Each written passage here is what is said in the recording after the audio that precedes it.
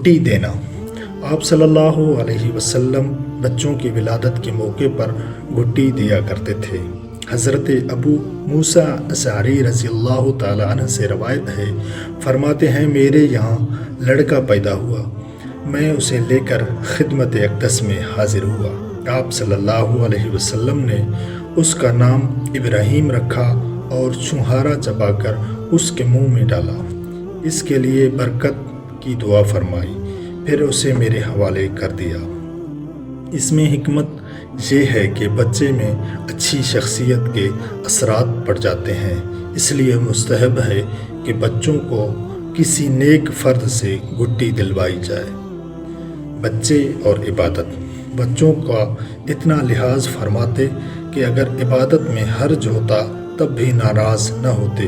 ایک بار حضور صلی اللہ علیہ وسلم نماز پڑھ رہے تھے، جب آپ صلی اللہ علیہ وسلم سجدے میں جاتے تو حضرت حسن اور حضرت حسین رضی اللہ تعالی عنہما آپ کی پشت پر بیٹھ جاتے۔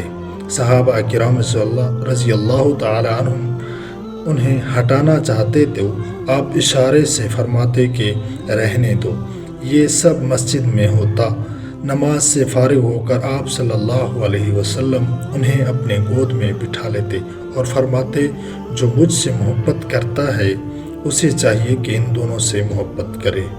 ان حضرات کا غور کرنا چاہیے جو اپنے گھر میں نوافل یا تلاوت کے دوران بچوں کے شور سن کر آگ بگولا ہو جاتا ہے۔ حالانکہ اس میں ہمیں اسوہ حسنہ پر عمل کرتے ہوئے بچوں کی فطرت کی ملحوظ کرنا چاہیے۔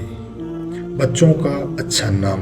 آپ صلی اللہ علیہ وسلم بچوں کے اچھے نام رکھنے کا حکم فرماتے اسے والدین کی اہم ذمہ داری شمار کرتے تھے۔ اس سلسلے میں بکثرت احادیث موجود ہیں۔ ایک جگہ ارشاد ہے، اللہ کو سب سے زیادہ پیارے نام عبداللہ اور عبد الرحمن ہیں۔ افسوس کہ اس سنت کو غافل ہو کر آج ناموں میں صرف فیشن کو اہمیت دی جاتی ہے۔ ہندو اداکاروں کے نام رکھے جا رہے ہیں۔ اسلامک ویڈیوز کے لیے ہمارے چینل کو جوائن کریں اور اس کے نوٹیفیکیشن کو بھی آن کر دیں تاکہ بر وقت آپ تک ہماری ویڈیوز پہنچ سکیں۔ جزاکم اللہ خیراً کثیرا۔